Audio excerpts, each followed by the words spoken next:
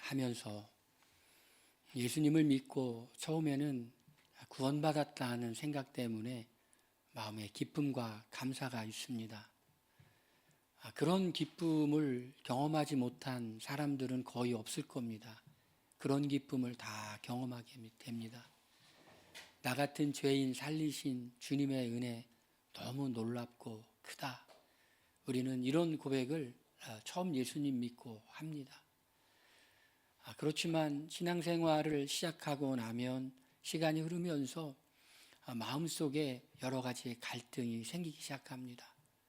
그런 갈등은 내가 예수님을 잘 믿어야 되는데 잘 믿지 못한다는 그런 자책감에서 오기도 하고, 때로는 우리가 예수님을 믿어서 구원받았다고 성경에 기록되어 있지만 나는 여전히 구원받지 못한 것 같은 사람이라고 하는 의심이 듭니다.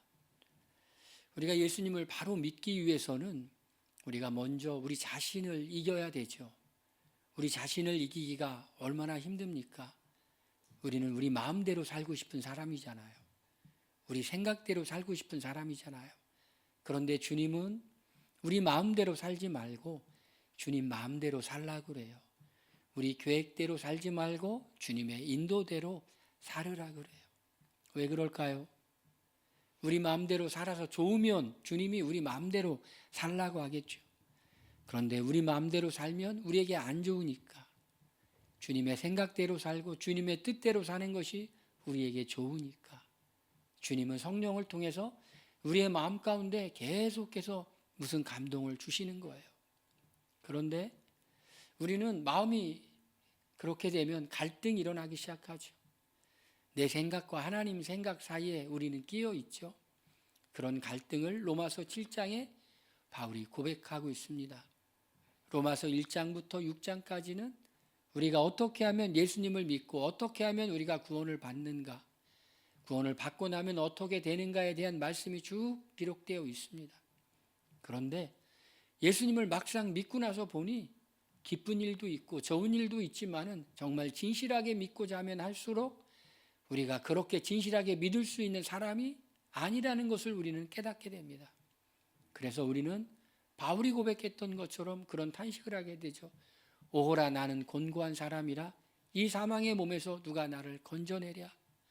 하나님의 뜻대로 살려고 하면, 하나님을 기쁘시게 하려고 하면 그렇게 살지 못하는 우리의 모습을 보면서 실망하죠. 그런데 이런 실망을 하는 사람들은 그래도 예수님을 한번 잘 믿어보려고 하는 사람들이에요. 그냥 무늬만 그리스도인 사람들은 이런 갈등도 없어요. 이런 고뇌도 없어요. 그냥 믿는 척만 하는데 그 안에 성령이 있는 사람은 육신의 소욕과 성령의 소욕 가운데 마음에 갈등이 일어나는 것을 갈라디아서 5장에 말하고 있죠. 그리고 어디에 말하고 있습니까? 로마서 8장에 말하고 있습니다. 그래, 하나님의 말씀대로 사는 것이 좋은 일이고 하나님의 말씀대로 사는 것이 내게 유익이라는 걸 알겠는데 그렇게 살 수 있는 우리 힘이 없구나, 그런 절망에 빠지게 됩니다. 여러분, 절망은 좋은 거라고요? 절망은 나쁜 거라고요? 우리 하나님 때문에 하나님 앞에서 사는 절망은 나쁜 거지만 우리가 우리 자신에 대해서 절망하는 것은 참 좋은 일이에요. 우리 자신의 절망할 때 비로소 우리가 하나님에게 소망을 찾고 하나님을 의지하게 되죠. 그것뿐인가요? 우리가 성경을 모를 때는 우리 마음대로 살아도 죄인 줄 몰랐는데 교회 와서 성경 공부를 하고 예배를 드리다 보니 마음에 찔리는 게 왜 그렇게 많은지, 그냥 우리가 뭐 받으세요 그러면 다 좋다고 그래요. 구원 받으세요 그럼 좋다고 그래요. 은혜 받으세요 그럼 좋다고 그래요. 축복 받으세요 그럼 좋다고 그래요.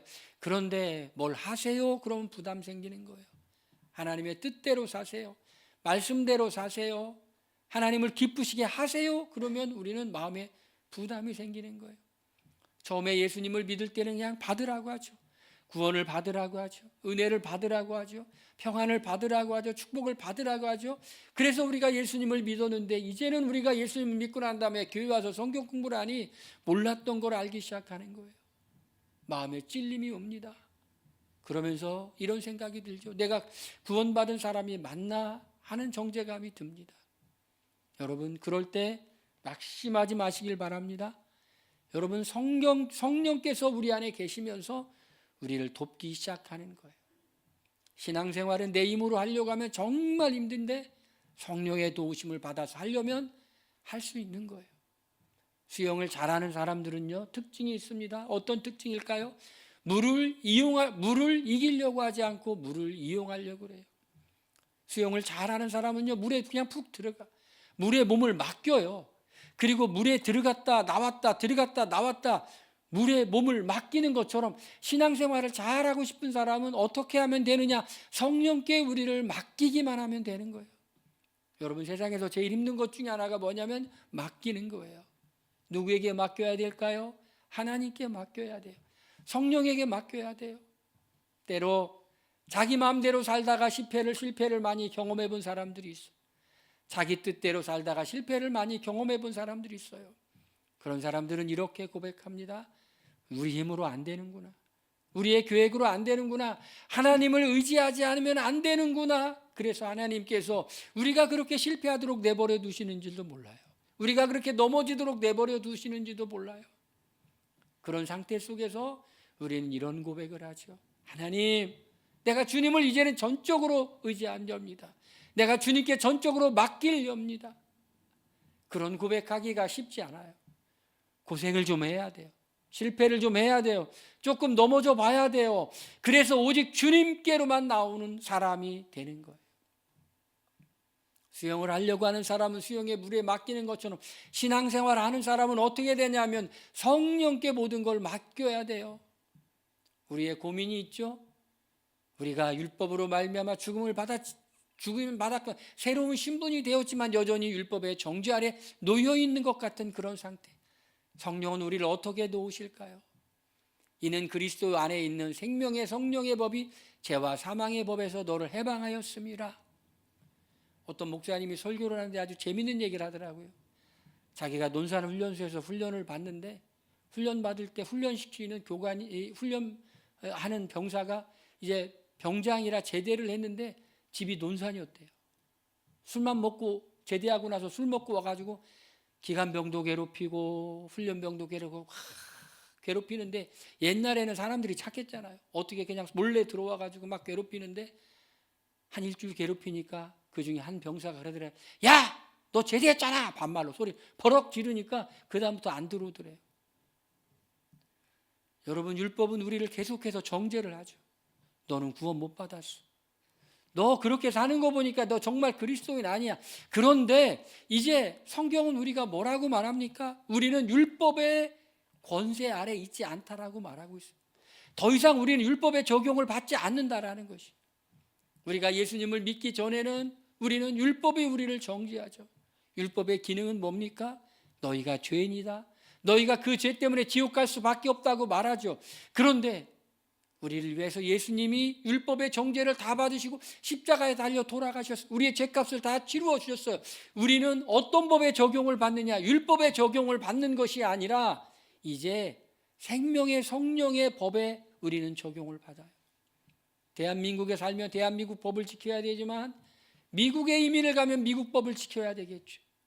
마찬가지로 우리가 영적인 신분으로 우리가 죄 가운데 있을 때 죄값을 치르지 못했을 때는 율법 아래 있었지만 이제 예수님을 통해서 우리의 법적인 신분이 어떻게 되었을까요? 하나님 나라의 법의 지배를 받는 거예요. 그것이 생명의 성령의 법이라는 겁니다. 율법은 우리에게 더 이상 효력을 발휘하지 않아요. 율법은 우리에게 더 이상 죄인이라고 말하지 않아요. 우리는 이제 생명의 성령의 법으로 말미암아 율법의 정죄에서 우리는 벗어났어요. 그런데 그러면 우리가 율법의 정죄에서 벗어나서 새로운 영적인 법적인 신분이니까 율법 하나님의 말씀을 전혀 지키지 않아도 될까요? 물론 구약에 있는 율법은 예수 그리스도를 통해 완성되었기 때문에 문자 그대로 구약에 있는 그 율법을 지킬 필요는 없죠. 이렇게 말씀하고 있습니다. 성경은 사랑은 율법의 완성이다. 예수님 이렇게 말씀하셨어요. 내가 율법을 폐하러 온 것이 아니라 완성하러 왔느니라. 그렇게 말씀하시면서 이 마태복음 5장에 예수님이 이 계명의 지극히 작은 것 하나라도 없인 여기면 하나님 앞에 없인 여김을 받을 것이라고 말하는 그 이유는, 그 말씀의 의미는 뭐냐면 그 율법과 계명 안에 들어있는 하나님의 성품, 그것은 어떻게 완성되었을까요? 사랑으로 완성되었죠. 사랑은 율법의 완성이다. 우리는 율법의 효력 아래 있지는 않지만 이제 하나님의 성품이 드러나 있는 그 말씀을 순종하며 지키며 살아야 된다라는 것이, 우리가 부들부들 떨면서 지옥 갈까 봐 그 말씀을 지키는 것이 아니라, 우리는 구원받았지만 여전히 하나님의 성품이 드러난 그 성경 말씀을 지키며 살아야 되는데, 그런데 문제는 무엇입니까? 우리는 그 말씀을 지키며 살 수 있는 능력이 우리는 없다라는 것이. 육신의 생각은 사망이요 영의 생각은 생명과 평안이니라. 영의 생각은 성령의 소유이죠. 여러분, 우리가요 신앙생활을 잘하기 위해서는 이겨야 될 세 가지가 있어요. 하나는 우리 자신을 이겨야 돼요. 두 번째로는 뭐를 이겨야 되냐면요, 세상을 이겨야 돼요. 세상의 유혹들, 얼마나 우리를 유혹합니까? 세상의 풍조들, 세상 사람들이 귀중하게 여기는 것들, 여러분, 그런데 그것이 사실은 속임이죠. 우리를 속이는 거예요. 세상이 우리를 속이는 거예요. 그렇게 살아야만이 행복할 것 같다라고 자꾸 속이는 거예요. 제가 어제는 이렇게 앉아가지고 유명한 강사, 우리 개신교는 아니지만 천주교의 신부님들이 할머니 할아버지들 모아놓고 재미있는 얘기를 막 하는 걸 이렇게 보고 있는데, 공감 가는 얘기들이 몇 가지가 있더라고요. 그 얘기를 이렇게 들어보니 정말 그 얘기의 본질은 뭘까? 그 얘기의 본질은 하나님 말씀의 원리대로 살지 않고 세상 사람들이 따라가는 대로 살다 보면 인생의 말년이 불행해진다라는 것이. 자녀들에게 올인하고, 물론 자녀들 잘 돌보는 건 좋죠. 그런데 어떻게 해야 될까요? 말씀의 근거에서. 그 신부님이 얘기하는 건 그거예요. 자녀들을 돌보느라고 모든 걸 올인하라고 하면 나중에 말년이 불행해진다라는 것이. 무슨 얘기를 하고 싶어 하는 걸까요? 너무 올인하지 말고 맡기라는 얘기죠. 맡기라는 거예요. 젊은이들, 20살 된 젊은이들을 그 마을에 와가지고 일을 시켜보면 일주일을 다 못 버틴다라고 하는 거예요. 10명 중에 9명 다 나갔는데 일을 못한다는 거예요. 왜? 너무 과보 속에 살았어. 여러분, 세상은 뭐라고 말할까요? 이렇게 해야지 성공할 거야 라고 말해요. 이렇게 해야지 행복할 거라고 말해요. 그런데 막상 그렇게 했는데, 남들이 하는 대로 했는데 행복해질까요? 남들이 하라는 대로 했는데 성공했을까요? 극히 일부는 성공했을지도 모르죠. 극히 일부는 행복했을지도 모르죠. 그런데 그런 방법이 아니라 하나님의 말씀에 의지해서 산 사람들이 나중에 보니 훨씬 더 행복한 사람들이 많다라는 것이. 그 순간에는 세상 사람들이 하니까 나도 해야지 라고 했지만, 그게 아니라 그냥 하나님 말씀의 인도를 받아 살아가니 훨씬 더 나중에 행복하더라. 여러분, 우리가 신앙생활하면서 첫 번째 이겨야 될 것은 우리 자신이고, 두 번째 이겨야 될 것은 세상의 풍조와 유혹을 이겨야 돼요. 그런데 여러분, 어때요? 남들이 막 달려가면 나도 달려가야 될 것 같아요. 심리학자들이 실험을 했어요. 길거리에서 한 사람이 이렇게 무엇인가를 바라보면 사람들은 관심을 안 가지고 지나간다고 그래요. 두 명이 이렇게 바라봐도 별로 관심을 안 가지고 지나간다라고 그래요. 그런데 세 명이 바라보면 지나가던 사람도 다 같이 바라본다라는 것이에요. 이게 세상이에요. 세상 사람들이 3명 이상 이렇게 쭉 바라보면 나도 불안하니까 바라본다라는 것이. 세상의 방법과 세상의 성공의 방법과 세상의 행복의 방법이라고 생각하면 3명 정도가 아니라 너무너무 많은 사람들이 바라보고 있으니 나도 그렇게 안 살면 안 될 것 같은 불안감이 오는 거예요. 그런데 시간이 흐르니 그렇게 살아봤더니 해봤더니 그것이 진정한 성공으로 인도하는 것은 아니었다라는 것이. 하나님은 뭘 하실까요? 우리를 잘 아세요. 우리에게 맞는 방법이 있다라는 것이에요. 우리를 인도하고 싶은 길이 있다라는 것이에요. 그렇게 하면 된다라는 것이. 남들이 다 하는 방법이 아니라 성령의 인도를 따라가는 것이 좋다라는 것이. 우리 자신을 이겨야 되고 세상을 이겨야 되고 마귀를 이겨야 되는데, 그런데 우리 마음이 어떨까요? 불안하잖아요. 말씀대로 사는 것이 정말 하나님이 우리를 선한 길로 인도하실까라는 불안감이 있잖아요. 그런데 우리가 순종하면 성령님께서 더 확신을 주시는 거예요. 우리가 순종하면 성령님께서 우리 안에서 기뻐하는 걸 느껴요. 그래, 네가 내 말에 순종하는구나. 내가 너에게 나의 능력을 보여주리라. 하나님은 증명해 보고 싶은 거예요. 하나님은 이 세상을 살아가는 사람들 중에 어떤 사람을 찾으실까요?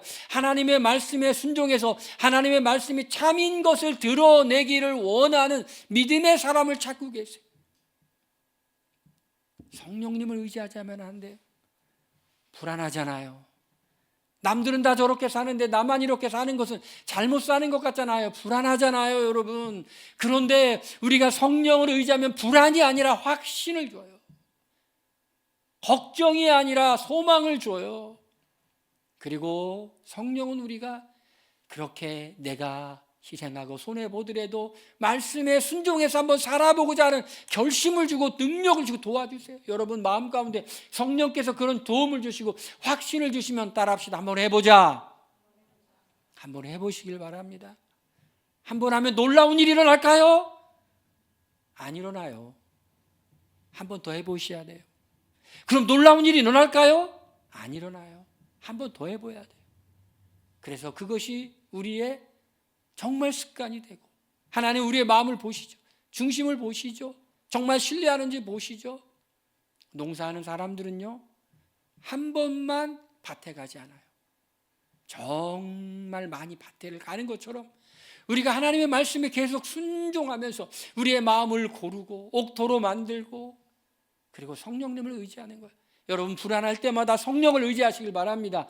말씀대로 사는 것에 확신이 부족할 때마다 성령을 의지하시길 바랍니다. 육신의 생각은 사망이고 영의 성령의 생각은 생명과 평안이니라. 하나님이 우리의 마음 가운데 성령을 통해 주시는 그 길을 가면 틀림없이 될 줄로 믿습니다. 할렐루야.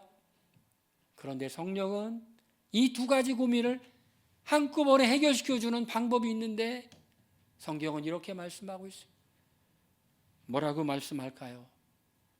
너희는 다시 무서워하는 종의 영을 받지 아니하고 양자의 영을 받았으므로 우리가 아빠, 아버지라 부르짖느니라, 이렇게 말하고 있습니다. 성령은요, 우리 안에 있으면 우리가 하나님을 아버지라고 부르게 만들어요. 아버지라고 부르게 만들어요. 마태복음 7장에 보니까 육신의 아버지도 자기의 자녀에게 좋은 것을 줄 줄 알거든 하물며 하늘 아버지께서 구하는 자에게 좋은 것을 주시지 않겠느냐. 여러분, 아버지, 하나님이 아버지, 끝나는 거예요. 하나님이 나의 아버지라고 확신이 드는 순간 끝나는 거예요. 여러분, 하나님의 아버지라는 확신이 드세요?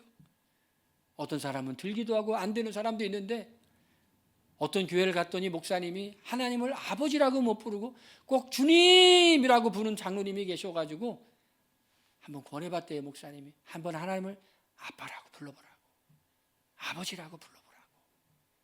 하나님이 좀 더 따뜻하게 느껴질 거라고. 여러분, 우리가 하나님을 부르는 여러 가지 방법이 있어요. 여호와 하나님 이렇게 부를 수도 있어요. 주님 이렇게 부를 수도 있어요. 하나님 이렇게 부를 수 있어요. 그런데 그렇게 부를 때마다 어떻게 느껴지시나요? 너무 멀리 계신 것처럼 느껴지지 않아요? 하나님 너무 멀리 느껴지지 않아요? 주님 그럼 너무 부담스럽게 느껴지지 않아요? 그럴 때 여러분, 아버지라고 불러보시길 바랍니다. 아버지. 하나님을 아버지라고 부르면 끝나는 거예요. 그냥 부를 뿐만 아니라 확신이 들으면 끝나는 거예요. 그런데 이 확신은 누가 주신다고요? 성령께서 우리 안에 계시면서 하나님을 아바, 아버지라고 부르게 하신다.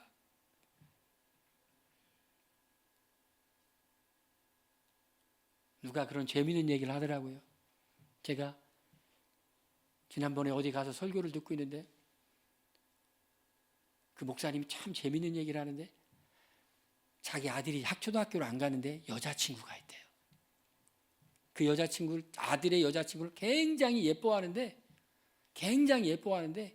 그 여자친구는 그 아들의 여자친구는 한 번도 그 목사님한테 뭘 사달라고 하는 적이 한 번도 없다라는 것이. 왜 그럴까요? 아버지가 아니기 때문에. 그런데 자기 아들은 자기한테 뭘 사달라고 하는데 한 번도 사달라고 하면서 미안해하는 적이 없다라는 것이. 한 번도 미안해하지 않아. 뭐를 사달라고 해도 미안해하지를 않아. 당연하게, 당당하게 여긴다. 여러분, 하나님이 우리가 아버지가 될 때 그렇게 되는 거예요. 우리는요, 아들이라고 하는 그 순간, 아들이라는, 딸이라는 그 자녀의 신분을 얻는 순간, 우리는 하나님께, 하나님의 것이 나의 것이 되고, 하나님의 것을 당당히 구할 수 있는 그 자격, 바로 하늘의 상속자가 된다. 나의 신분이 아들이 되었구나. 그냥 느끼는 것이 아니라 절실하게 느끼고, 그것이 믿음이 되고 확신이 되고 그걸 가지고 구도할 수 있도록 하는 분이 누구냐? 바로 성령님이라는 것이. 여러분, 하나님이 혹시 멀게 느껴지시나요? 그렇다면 성령님을 의지해 보세요. 성령님, 내가 하나님이 너무 멀게 느껴져요. 나와 관계없는 분처럼 느껴져요. 너무 초월해 있는 분처럼 느껴져요. 내가 하나님을 가까이 느끼기를 원해요. 진짜 아버지라고 부르면서 아버지처럼 그렇게 느끼기를 원해요.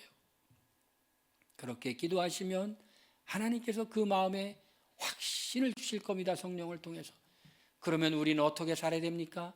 만일 너희 속에 하나님의 영이 거하시면 너희가 육신에 의지 아니하고 영에 있나니 누구든지 그리스도의 영이 없으면 그리스도의 사람이 아니니라. 예수 믿는 사람과 예수 안 믿는 사람은요, 이걸로 구별되는 거예요. 그 안에 성령이 있느냐, 그 안에 성령이 없느냐. 그 안에 성령이 있으면 이 사람은 예수님을 믿는 사람이고, 그 안에 성령이 없으면 그 사람은 예수님 믿는 사람이 아니에요. 누구든지 성령이 아니시고는 그리스도를 주님이라 시인할 수 없다라고 말하죠. 예수님을 주로 시인할 수 없죠. 우리가 예수님을 주님으로 시인했으면 에베소서 1장에 있는 말씀처럼 성령이 구원의 보증으로 우리의 마음 가운데 있어요. 여러분이 예수님을 주님으로 고백했다면 성령이 여러분 안에 있음을 여러분 믿으시길 바랍니다. 그럼 어떻게 살아야 돼요? 이제 우리 힘으로 사는 게 아니라 그 성령의 도움으로 우리 살아가기 시작하는 거예요. 신앙생활은 우리의 힘으로 살아가는 게 아니에요. 로마서를 성경의 반지라고 하면 로마서 8장은 반지에 끼어있는 다이아몬드라고 사람들은 그렇게 얘기합니다. 그렇게 소중한 말씀이다. 왜? 우리가 살아가는데 우리는 이제 우리 힘으로 살아가는 것이 아니라 우리 옆에서 도와주시는 분이 계세요. 우리 안에서 도와주시는 분이 계세요. 그분은 성령님이세요. 그 성령님의 또 다른 이름은 보혜사예요. 보혜사는 바로 영어로는 헬퍼, 도와주는 분이에요. 영어로 또 다른 번역은 카운셀러, 상담자예요. 영어의 또 다른 번역은 어드보케이터, 변호인이에요. 우리가 무엇을 말할지 모를 때 성령께서 이렇게 말하게 도와주세요. 여러분, 성령님이 여러분을 도와주세요. 성령님이 여러분을 상담해 주세요. 성령님이 여러분이 무엇을 말할지를 알게 해주세요. 그러니 지금부터는 제발 따라합시다. 제발 내 힘으로 살려고 하지 말자. 성령을 의지하자. 성령을 의지하면 돼요. 성령을 의지하면, 우리가 그 성령을 의지하면 성령이 우리를 도우셔서 신앙생활 잘하도록, 내 힘으로 신앙생활 잘하려고 하는 것이 아니라 성령을 의지하려고만 하시면 성령께서 우리를 신앙생활 잘하도록 할 거예요. 정말 예수님을 잘 믿고 하나님의 기뻐하시는 자녀가 되려고 하는 그런 소원을 갖고 있는 사람들이 갈등하는 거예요. 나머지 사람들은 갈등도 없어요. 그러나 성령을 의지하면 그 갈등과 고민을 성령께서 잘 해결해 주실 것이다. 할렐루야. 여러분 믿으십니까? 그렇다면 지금부터 늘 성령을 한번 의지해 보세요. 뭐 이렇게 하려고 하더라도 주님이 이게 내가 하려고 하는 거예요. 또 우리 성령 인도하시는 거예요. 자꾸 나를 부인하고 한번 해보세요. 그러면 마음이 어느 순간부터 감각되기 시작할 거예요. 구별되기 시작할 거예요. 이게 내 마음으로 하려고 하는 것이니 성령 인도하려고 하는 것이니 감각되기 시작할 거예요. 그러면서 우리는 어떤 관계가 될 수 있냐? 하나님과의 친밀한 만남 가운데로 들어갈 거예요. 하나님께서 그런 은혜를 주시기로 작정되어 있으니 여러분들이 그렇게 하나님께 구하시길 바랍니다. 할렐루야.